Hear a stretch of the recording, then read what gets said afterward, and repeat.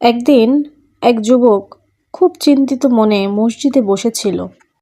চাকরি নেই, সংসারের দায়িত্ব, ভবিষ্যৎ অনিশ্চিত।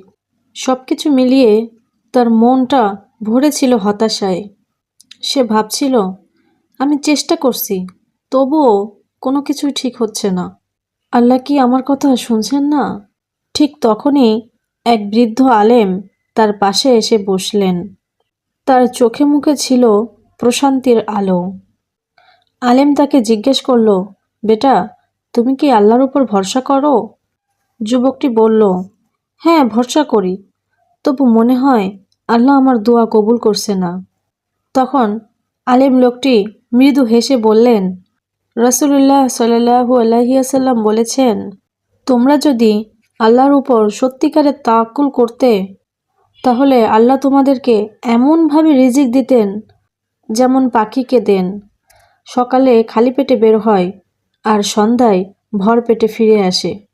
তারপর আলেম লোকটি বললেন, পাখি ঘরে বসে থাকে না, আবার রিজিকের চিন্তায় হতাশও হয় না। সে চেষ্টা করে, উড়ে যায় আর ভরসা রাখে আল্লাহর উপর। এই কথাটি যুবকটির হৃদয়ে গেঁথে গেল। সেদিন থেকেই সে নতুনভাবে জীবন শুরু করলো। আল্লাহর কাছে দোয়া করলো, হালাল পথের চেষ্টা করলো, হতাশা বাদ দিয়ে তাওয়াক্কুল শিখল। কিছুদিন পর সে ছোট একটি কাজ পেল। কাজটা ছোট কিন্তু বরকতপূর্ণ।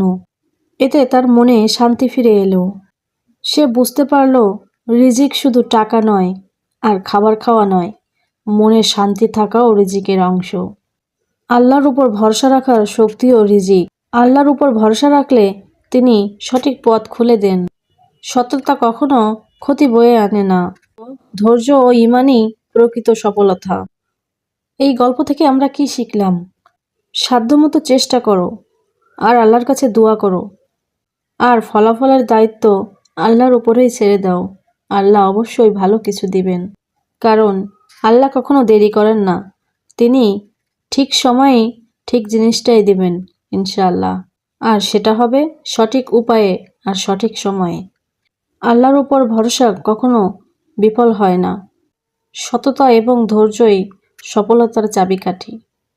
রাসূল সাল্লাল্লাহু আলাইহি ওয়াসাল্লাম বলেছেন, যে ব্যক্তি আল্লাহর জন্য কোনো কিছু ছেড়ে দেয়, আল্লাহ তাকে তার চেয়েও উত্তম কিছু দান করেন।